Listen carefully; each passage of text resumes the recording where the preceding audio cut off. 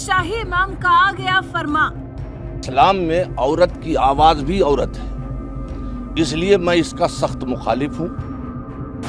मुस्लिम औरतों का चुनाव लड़ना इस्लाम के खिलाफ। औरतों को जो है टिकट देते हैं वो इस्लाम के खिलाफ जो है बगावत करते हैं। अब मोदी विरोधी ओवैसी का कैसे पूरा होगा ख्वाब? क्या हिजाब वाली महिला नहीं बन पाएगी प्रधानमंत्री? ईरान जैसे मुस्लिम देश में महिलाएं हिजाब के खिलाफ पिछले कई महीनों से विरोध प्रदर्शन कर रही हैं। यहाँ तक कि हिजाब उतार कर आग के हवाले कर रही हैं। तो वहीं अपने देश हिंदुस्तान में कोई नेता किसी हिजाब वाली महिला को प्रधानमंत्री बनते हुए देखना चाहता है, तो कोई मौलाना कहता है कि इस्लाम में महिलाओं के लिए चुनाव लड़ना ही हराम है।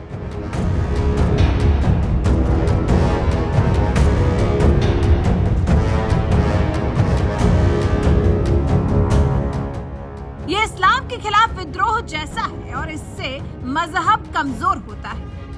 एक तरफ देश की सत्ता संभाल रहे प्रधानमंत्री नरेंद्र मोदी हैं, जिन्हें मुस्लिम विरोधी बताकर खूब कोसा जाता है, लेकिन उन्हीं की सरकार में मुस्लिम महिलाओं को 3 तलाक के दंश से आजादी मिली और आज जो भी उन्हें तलाक देकर छोड़ेगा, उनसे लड़ने के लिए मुस्लिम महिलाओं के पास कानूनी हथियार है। तो वहीं दूसरी तरफ इसी देश में AIMIM के मुखिया और हैदराबादी सांसद असदुद्दीन ओवैसी दिन में सपना देखते हैं कि एक दिन कोई हिजाब वाली महिला हिंदुस्तान की प्रधानमंत्री बनेगी। मैं तो बोला कि इंशाल्लाह मेरी जिंदगी में या मेरी जिंदगी के बाद एक हिजाब पहनने वाली बच्ची भारत की प्राइम मिनिस्टर बनेगी।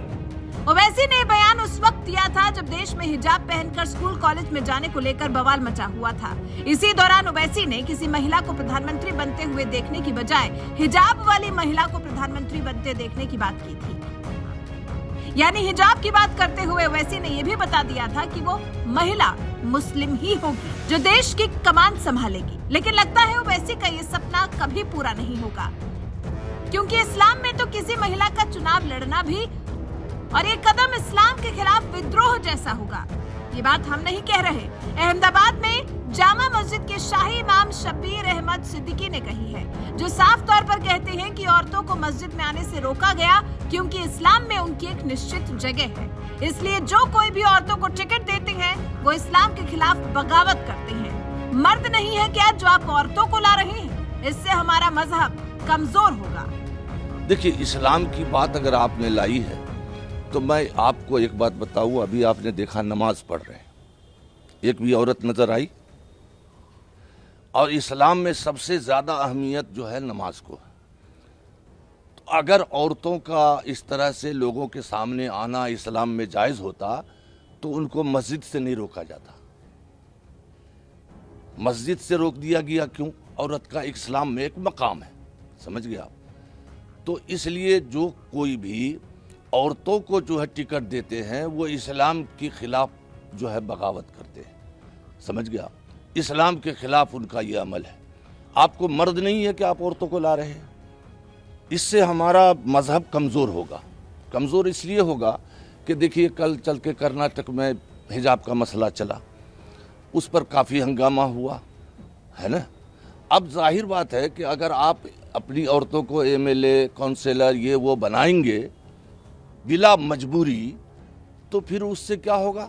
हम हिजाब को महफूज नहीं रख सकेंगे और इस मसले पर हम नहीं उठा सकेंगे, क्योंकि अगर हम इस मसले को मुतालबा करें हुकूमत के सामने तो हुकूमत कहेगी भाई आपकी औरतें तो अब जो है असम्बली हॉल में आ रही है, पार्लियामेंट में आ रही है, म्यूनसिपाल्टी के बोर्ड में जाके बैठ रही है, स्टेज पर बाज़ाब्ता वो जो है लोगों से अपील कर रही है। इलेक्शन में लड़ने के लिए घर घर हर एक के पास जाना पड़ेगा, हिंदू हो मुस्लिम हो कोई भी हो।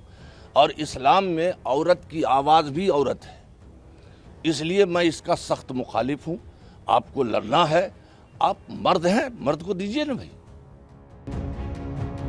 अहमदाबाद की जामा मस्जिद में शाही इमाम की जिम्मेदारी संभालने वाले शब्बीर अहमद सिद्दीकी इस बात के सख्त खिलाफ हैं कि मुस्लिम महिलाओं को टिकट देकर चुनाव लड़ाया जाए, और इसकी खिलाफत वो इसलिए कर रहे हैं क्योंकि इससे वोट मांगते वक्त महिला उम्मीदवारों का हिजाब महफूज नहीं रह पाएगा।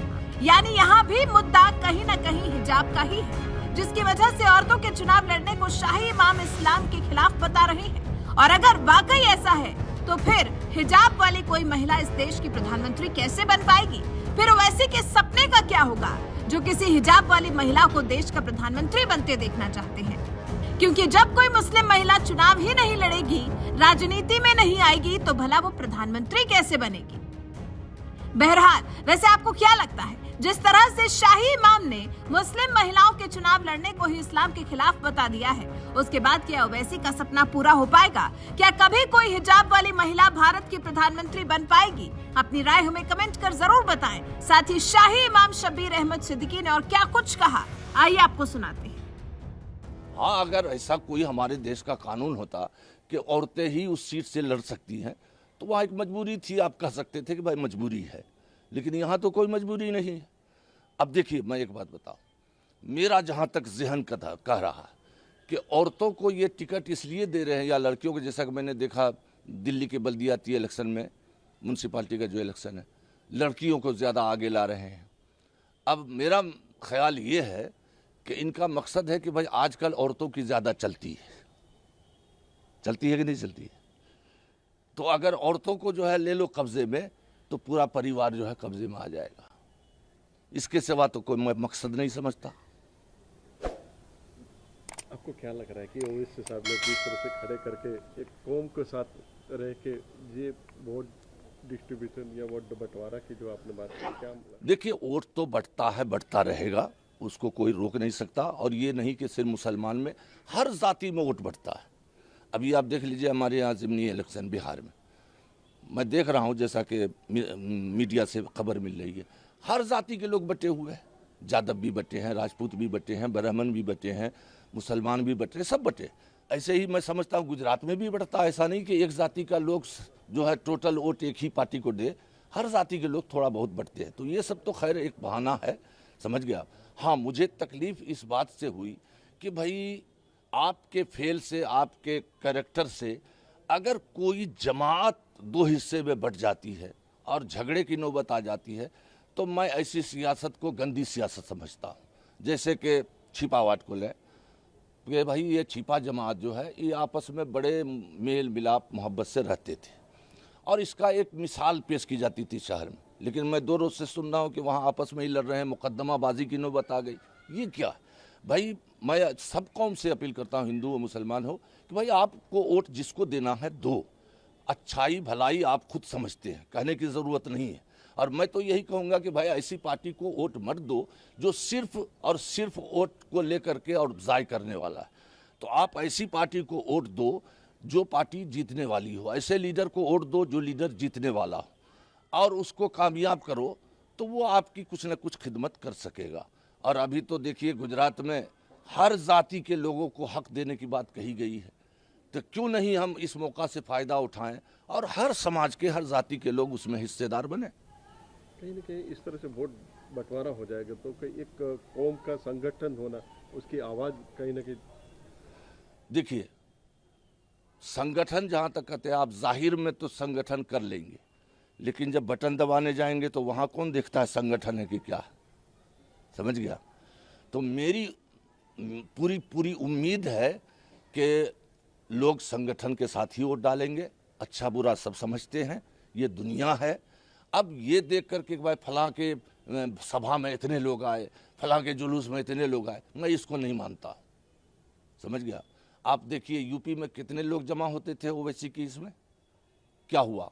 टाइटा फीस, कितने लोग भीड़ होती थी, है? हर नेता से ज़्यादा उनके यहाँ भीड़ होती थी, लेकिन क्या हुआ? टाइटा फीस हुआ। अच्छा, जो पार्टी अभी यूपी में जीत गई, उसके सभा में पब्लिक खाली नहीं रहती थी, कुर्सियां खाली रहती थी, लेकिन वो जीत गई। तो मैं पब्लिक का पीछे दौड़ना या आना ये कोई जो है कामयाबी नहीं समझता।